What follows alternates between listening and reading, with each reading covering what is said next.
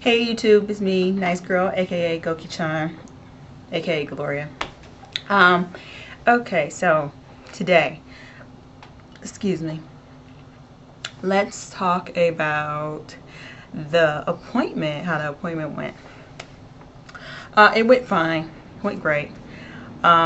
What they did in my first appointment was basically they took off, I had a lot of pieces of little pieces of tape that were like across all of my incisions. And so what they did was they pulled off the tape with a little pair of tweezers, pliers. And after they got all the tape, all of the old gauze off, they used kind of like an antiseptic cleaning solution, and they just kind of like gently scrubbed all of the incisions. And then they put a ton of the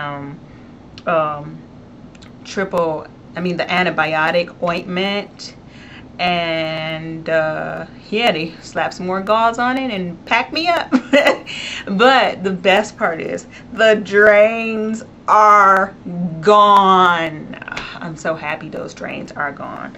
They got on my nerves so bad, so bad.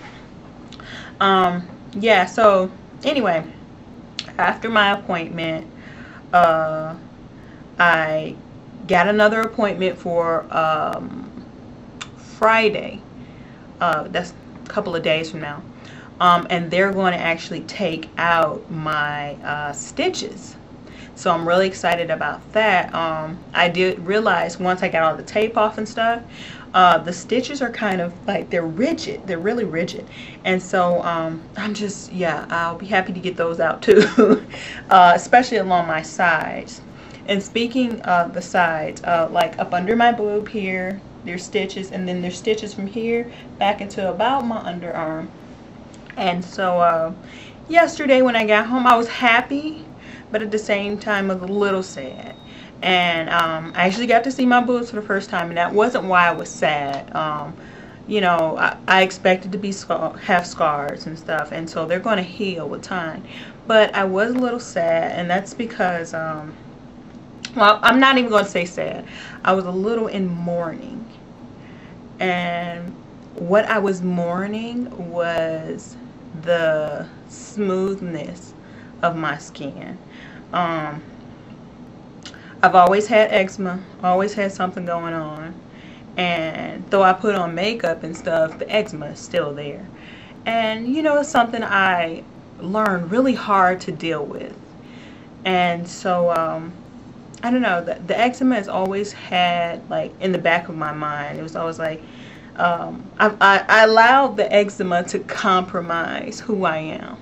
You know, I allowed the eczema to become kind of my identity. And so a lot of times when I would think of pretty, eczema would be in the front of pretty. So pretty with eczema, you know, it's always, or eczema but still kind of pretty, you know. And it's always just been there. It's always been there. And I've always felt like I would be so much happier without the eczema, you know, without the blotches and the darkness. And you know, I just always felt like I would be so much happier because I would feel so much prettier. Well, I've always had, like, around my boobs and like the sides, like down, up under my underarms and down, that's always been untainted skin. It's always been beautiful skin. And so when I saw the scars for the first time that marred that untainted skin, it was kind of traumatizing. It wasn't because of the scars, it was the fact that that's that one little piece of skin, you know, that was never tainted by eczema, and I always saw that as the beautiful skin. And to see the scars across the beautiful skin, it was just pretty hard to see. But anyway, so I tried not to get too sad about it, because I do realize scars heal and they go away. I mean, they don't go away, but scars heal and they don't look as bad. And so what I started looking into was things that could help help heal the scars where they're not as noticeable, and so I don't feel so bad about the scars. So I looked at creams and stuff, and I'm not interested in creams whatsoever.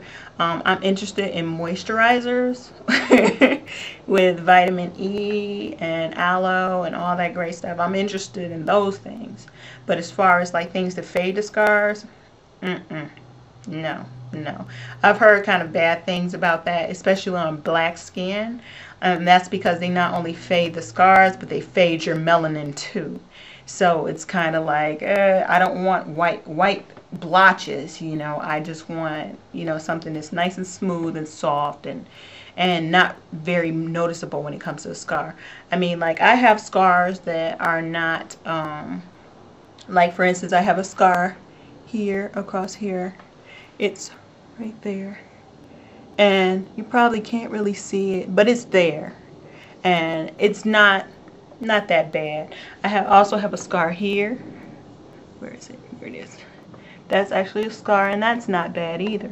So if these scars heal kind of like that, then I would be really happy. So I'm interested in moisturizers. That's one. I'm also interested in silicone sheeting. And what silicone sheeting is well, I'll actually just show you a picture. Here's Okay, and that is the silicone sheeting. Now, how it works is it's a rubbery silicone, and you cut it in the shapes that you need to cover the scars. And it's slightly sticky, but it's not really sticky. And some of them are, but some of them aren't. And I'm looking for the one that isn't really sticky, where I could just put it on and then put my clothing over it to hold it in place. And so what you do is you wear that silicone sheeting for anywhere from 12 to 24 hours a day, and for about 2 to 3 months, and it helps heal those scars nice and flat. They help regulate color, and they help you know, just sometimes they reduce the scar in size.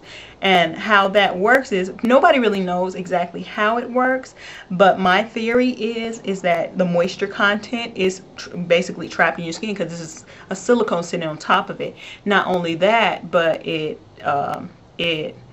light can't get through to it, and then on top of that, it helps regulate the way the collagen molecules are laid, or collagen chains are laid in the scars. And that's usually, the collagen is what makes the scars lumpy and bumpy, because it's like no order. They're not straight strands like they were on, like, you know, unscarred skin. Well, once you put the silicone on there, and you do this daily, and so when the collagen rebuilds, it rebuilds straighter.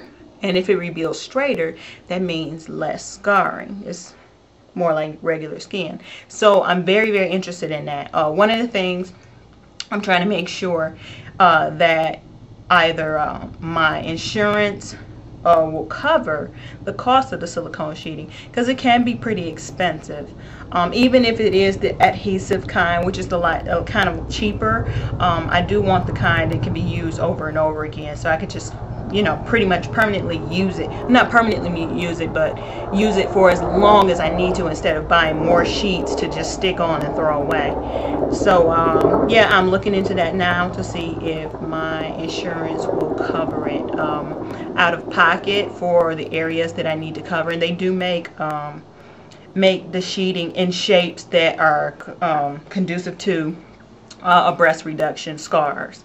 So those sheets, since they're kind of pre-cut and sized, they start at $42 each, and that's for each side. So it would cost me about $84 for just the sheeting for all of my scars. And so that's the reason why I'm really trying to see if my insurance will cover it. I will be back Friday to let you guys know how the taking the stitches out, how that went and everything. And then, like, I'll really be able to see what my scars are looking like and stuff, because right now it's like the stitches are kind of bunching up the skin, so you can't really tell what it looks like.